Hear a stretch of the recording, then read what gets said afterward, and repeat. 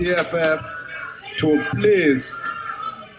please not disregard the Constitution of the Republic of South Africa.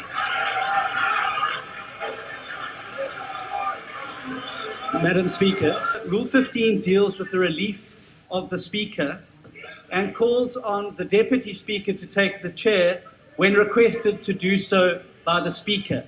In conjunction with the Guide to Procedure, and I would like to quote from page 18, if I may, it says here that the Speaker is required to act fairly and impartially and to ensure that the rights of all parties, including minority parties, are protected. In all his or her actions, the Speaker must uphold the dignity and good name of the House. I would like to read that in conjunction with, if I may, in the findings of Judge Ashley Bin Wards in Agang versus Speaker, which was a judgment handed down in October last year, the Supreme Court of Appeal in Gauteng Provincial Legislature versus Killian explained that the Speaker should not submit to political pressure. She is required to, by the duties of her office, to exercise and display, and I quote here, the impartiality of a judge, unquote. I submit, Madam Speaker, that you were the first respondent in the matter that served before the Constitutional Court last week.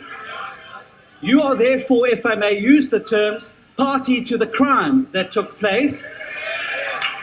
And I would ask you, Madam Speaker, in the interests of restoring the credibility of this Parliament, that you make the decision to invoke Rule 15 and ask the Deputy Speaker to preside over this debate today. So, Honorable Malema. No, Baleke, listen to me. Honorable Baleke, Malema. listen to me. You are not a speaker here. You don't have a right to sit where you are sitting. You are sitting there illegally. The court has found that you have failed to lead us in that direction. But the worst thing is that you were part of the respondents in the case before the Concord. You cannot avoid the direct manner in which it attaches to yourself. At this point, nothing in the Constitution nor in the rules requires me to recuse myself. At the right time, the Deputy Speaker will preside. At this point, I am presiding. Speaker. There is no need for us to discuss this matter.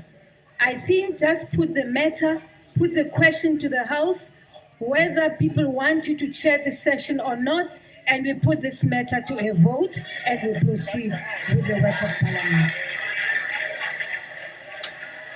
I believe that is a helpful way forward out of this particular matter. You keep on voting for wrong things. Voting cattles. Voting for wrong things. You voted for Nkanda report here. It was wrong by court. Stop the voting thing. Listen to superior logic. Stop voting things.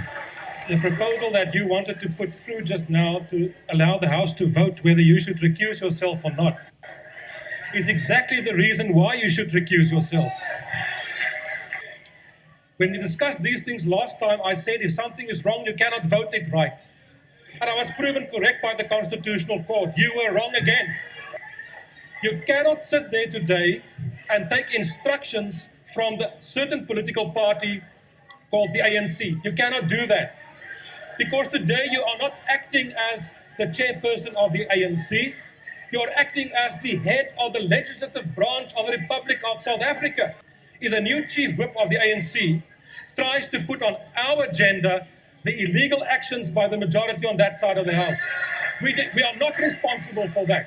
We have never been responsible for that. The majority of the ANC took those illegal, unconstitutional decisions and brought this House into disrepute.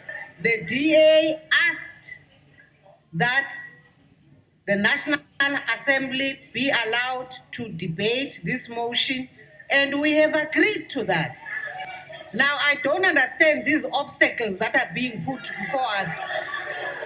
For this debate to proceed, and we want it to proceed, it must proceed on an even pitch.